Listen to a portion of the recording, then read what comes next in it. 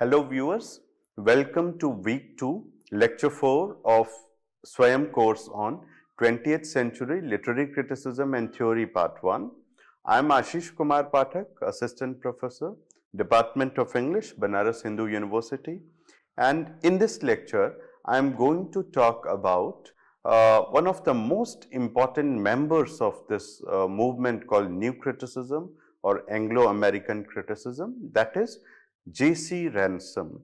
And in this lecture, I'll be talking about some of the important works of Ransom and how in these works he, elaborates on various tenets of this movement called New Criticism. So, J.C. Ransom is one of the foremost new critics, and he founded the Kenyon Review, which was a very important magazine in disseminating the methods and methodologies that were devised by the new critics. Right? Ransom pleaded for an objective base in literary criticism. Right? His notable works include God Without Thunder, The World's Body, and the New Criticism. His critical approach is marked by an emphasis on close textual reading and an ontological discussion of literary works. In his seminal essay, Criticism Inc., that was published in 1937, he stated that criticism must become more scientific, precise, and systematic. In this essay, he talks about the poets, philosophers, and professors of English, and he says that the professors of English should take the onus of becoming literary critics because they are fit to perform this job perfectly. Right. This is, in this essay, he also praises R.S. Crane, who happens to be a member of the Chicago School of Criticism, and this is a very important school, but often it remains ignored in literary discussions. So, dear viewers, I'll be taking up 2 separate lectures on new critics, in which we will talking about the basic tenets of these Chicago critics, and R.S. Crane, Elder Olson, all these critics will be discussed. R.S. Crane has been praised by Ransom in this essay. He says that why R.S. Crane is important, because he is able to distinguish between history versus criticism in the study of literature, right. So, R.S. Crane was very perceptive in that way, and he was able to distinguish literary criticism from historical criticism, right. He does a lot of discussion to distinguish a literary critic from a historian, from a biographer, or from a psychologist. So, in this way, Ransom, the direction in which he is looking, he finds that R.S. Crane is a perfect critic in that way. In this essay, that is Criticism Inc. that we are talking about, Ransom is also critical of New Humanism, a movement which emerged in the USA around that time, and this movement was very much under the influence of Matthew Arnold's critical speculations, as we have seen that how in the Victorian criticism, particularly by Matthew Arnold, he puts a lot of burden, a lot of moral and ethical burden on literature. For him, literature is a vehicle of morality, ethics, and high-sounding values. So, Ransom is critical of that, and this new humanism was practiced by critics like Irving Babbitt, Paul Elmer More. So, he is similarly, Ransom is also critical of movements like Marxism, because he feels that these Marxist critics, they are focusing primarily on the ethics and less on a literary text. In this essay, Ransom goes on to say that a literary critic should be very careful about 5 things that he should avoid. So, first thing he says that a critic should avoid is impressionism. We have seen that how impressionism is a part of subjective criticism, right? So, impressionism often, looks at a work of art in the context of the effect it produces on the mind of the reader. So, here Ransom is suggested that a critic should be aware of this impressionism and he should try to avoid it. The other thing that he says that synopsis or paraphrase of a literary work is not the work itself. Therefore, Ransom is very strongly arguing that a poem should not be seen as anything else but as a poem. It should be seen itself as an object, not as anything else. Therefore, they make the critics aware of this heresy of paraphrase.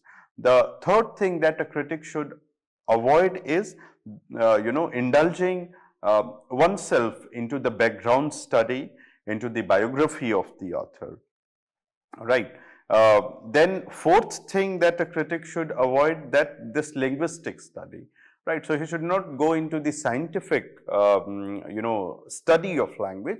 Rather, he should talk about the various layers of meaning, contextual meanings, which are embodied in a literary text. And of course, in the end, he says that a critic should, keep away his moral, prejudices in a work of art. So, Ransom suggests that the mere paraphrase of a poem should not be the center of a critic's focus. Rather, the critic should be concerned with its determinate and indeterminate meanings. Ransom makes a distinction between literary appreciation and literary criticism.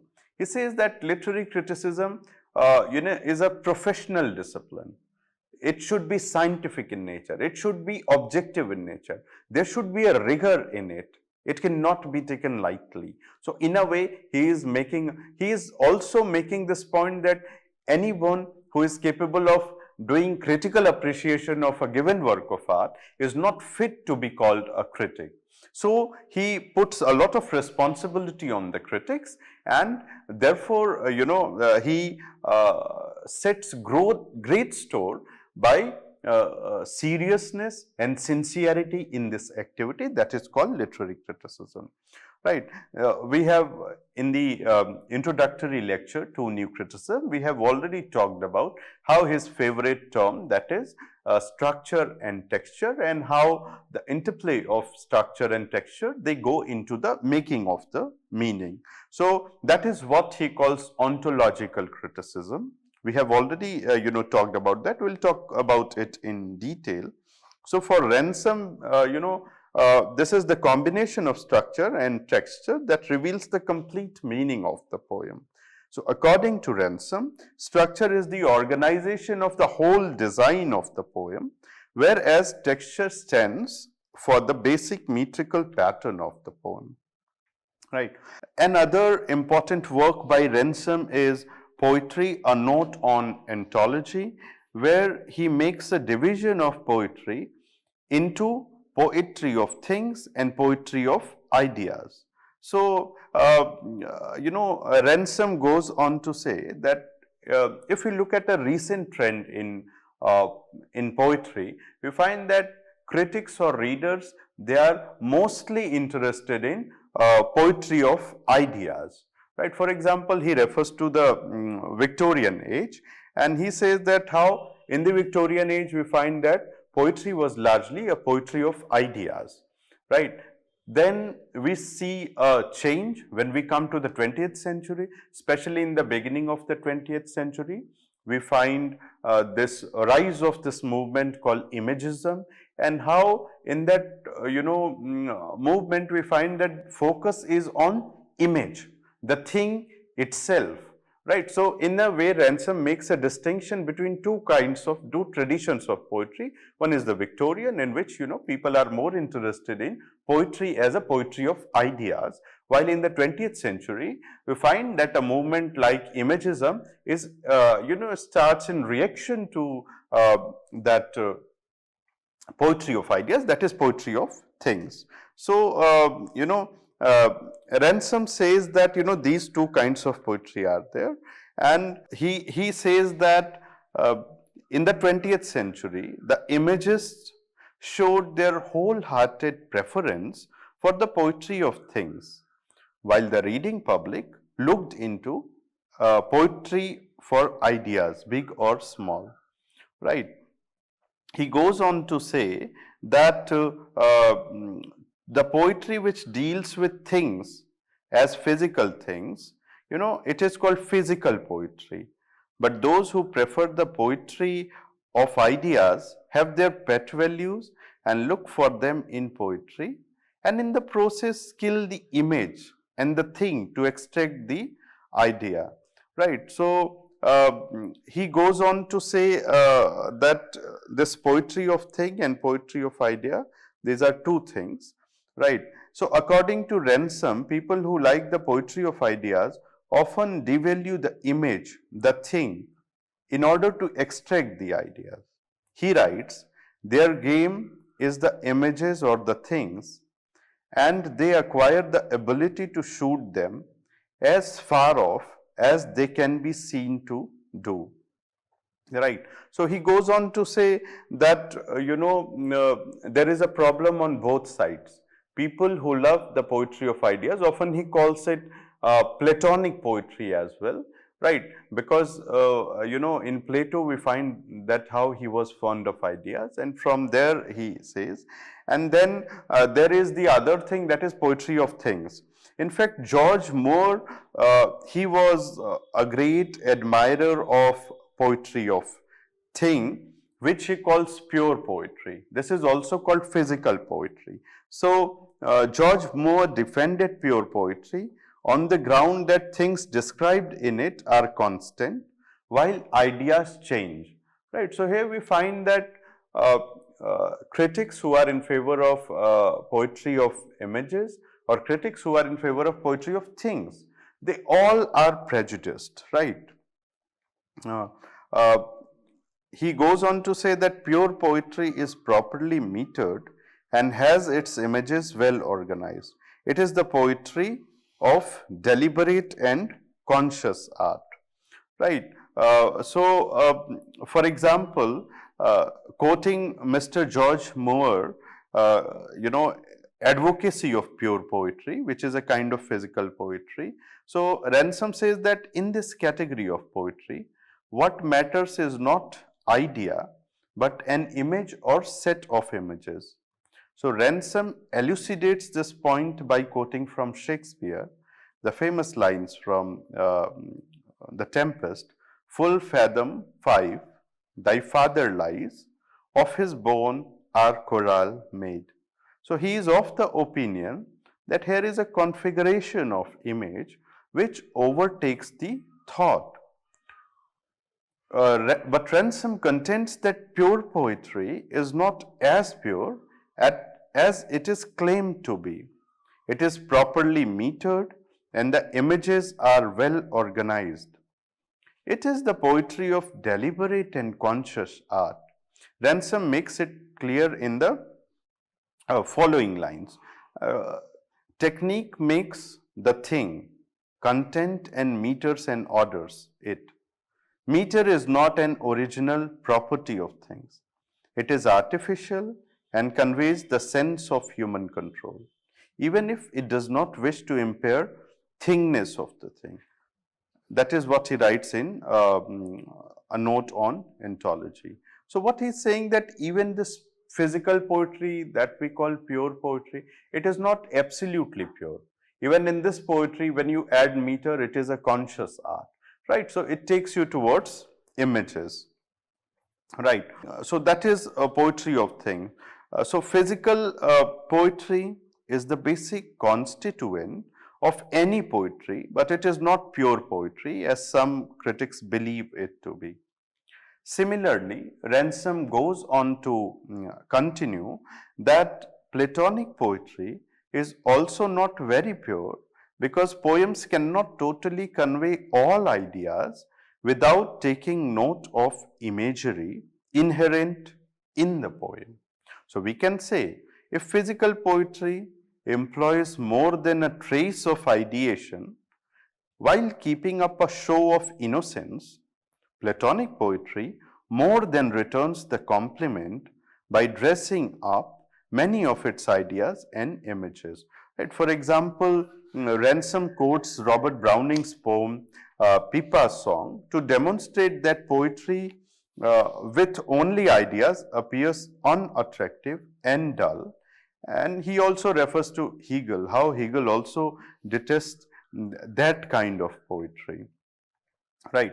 So, further he goes on to say that the Platonic idea becomes the logos which science worships, which is Occidental God, whose minions we are and whose children claiming a large share in his powers and patrimony. So, he goes on to say that even this Platonic poetry is not a good kind of poetry, right? Because in that only ideas are there. Ransom goes on to say that look at human life. If you look at a small child, when we grow up, we are always interested in things. Like a child is always interested in things. But as the child grows up, he starts getting ideas, and once he starts getting ideas, things become immaterial to him. So ideas become more important. But he says that when you mature in life, again towards the end of your life, there is always this urge to return to the things. Right. So, having made all these kinds of discussion between them, in the third section of this essay, Ransom comes to the metaphysical poetry, and then he comments on the nature of poetry. He discounts both pure ideas and pure things are unsuitable to make great poetry. So, regarding the conflict between poetic and scientific impulses, Ransom argues that poetic impulse is not free and it holds out stubbornly against science for the enjoyment of its images. He writes, science gratifies a rational or practical impulse and exhibits the minimum of perception. Art gratifies a perpetual impulse and exhibits minimum of reason.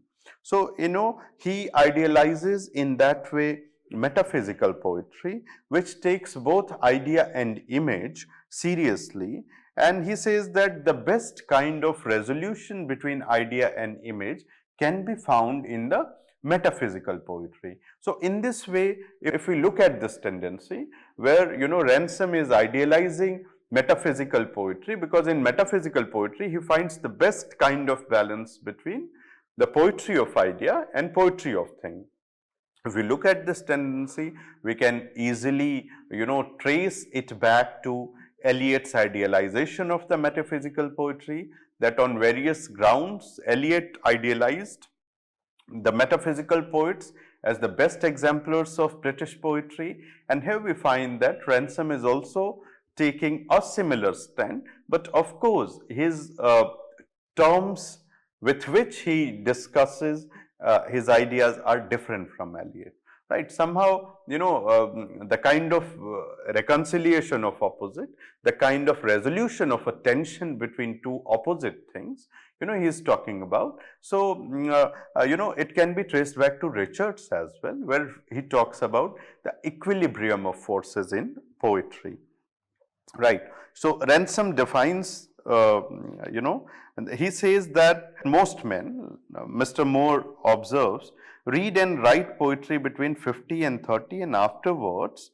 very seldom. For in youth we are attracted by ideas, and modern theory, being concerned almost exclusively with ideas, we live on duty, liberty, fraternity as chameleons, are said to live on light and air, till at last we turn from ideas to things, thinking that we have lost our taste for poetry, unless perchance we are classical scholars, right? So, having discussed all these points, Ransom goes on to say that he says that a metaphysical poetry is very much like a miraculous or supernatural poetry. So what he says, in metaphysical poetry, which takes both idea and image seriously, is probably the best resolution of tension between the physical poetry and Platonic poetry. Ransom tries to define the term metaphysical by saying that it meant miraculous or supernatural in Shakespeare's, Donne's and Dryden's time. He says, when Dryden said of Donne that he affects the metaphysics not only in his satires, but in his love poems as well, he was opposing miraculism in poetry, except in satire, where it could be used for witty effects. So according to Ransom, metaphysics or miraculism informs a poetry which is the most original, exciting and intellectually most seasoned, right? So he finds this miraculous element in the poetry of Milton as well. So he quotes many texts from Milton's Paradise Lost, or from the metaphysical poets like Cowley's, right? And he defines that how metaphysical poetry is the best kind of poetry.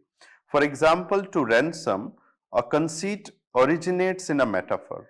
He identifies a conceit in the following lines by Shelley: "Thou young dawn, turn all thy dew to splendor." Further, he also quotes lines from Tennyson: "The red rose cries, she is near, she is near. And the white rose weeps, she is late. The larkspur listens, I hear, and the lily whispers, I wait." So, further, Ransom quotes another passage from Humbert Wolff for the same purpose, and later on he shows that how that conceit in Wolff is working in the best possible manner. "So I know her little foot, grey carpet said, who but I should know her light tread? She shall come in, answered the open door, and not said the room, go out anymore." So here, he says that how in Tennyson's poetry, the conceit does not work out well, but Wolff's one does, because Wolff knows that the miracle must have a basis in similitude.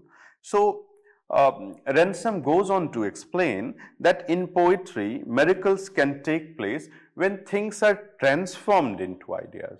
I mean, he is talking about an energy in poetry which can be found in this capacity of transformation, in which ideas are changed into things, things are changed into ideas.